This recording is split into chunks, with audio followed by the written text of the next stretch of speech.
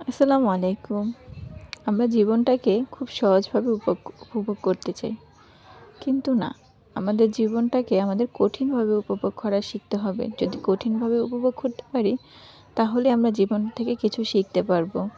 যদি সহজভাবে জীবনটাকে আমরা মানিয়ে নিতে পারি, তাহলে তো কিছুই শেখা হবে না। আপনি জীবনের সাথে যত যুদ্ধ করবেন, লড়াই করবেন, তার থেকে তত বেশি শিখতে পারবেন। কারণ মানুষ ভুল থেকে অনেক কিছু শিখে।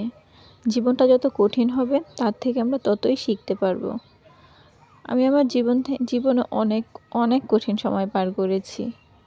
জীবন থেকে অনেক কিছু শিখেছি, মানুষ চিনেছি। আপনারা জীবনে সবসময় কঠিন যে জিনিসটা মনে হবে সেটাই বেছে নেবেন।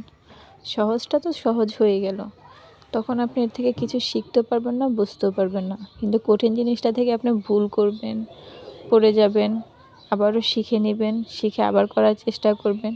আপনি যতবার এটা থেকে করার চেষ্টা করবেন, নতুন করে শিখতে চাইবেন, তার থেকে নতুনভাবে আপনি আরও ততই শিখতে পারবেন।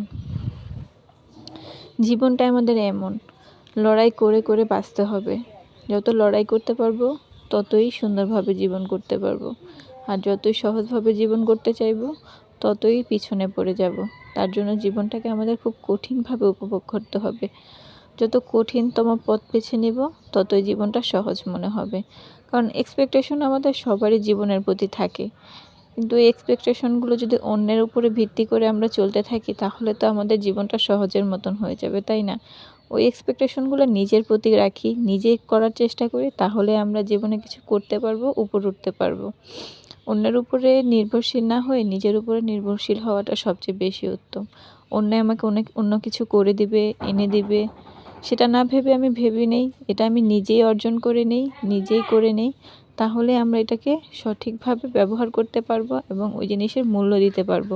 সহজে যে জিনিস পাওয়া যায় সেই জিনিসের মূল্য সহজেই পাওয়া যায় না। যত কঠিনভাবে জিনিস পাবেন তার মূল্য ততই পাবেন।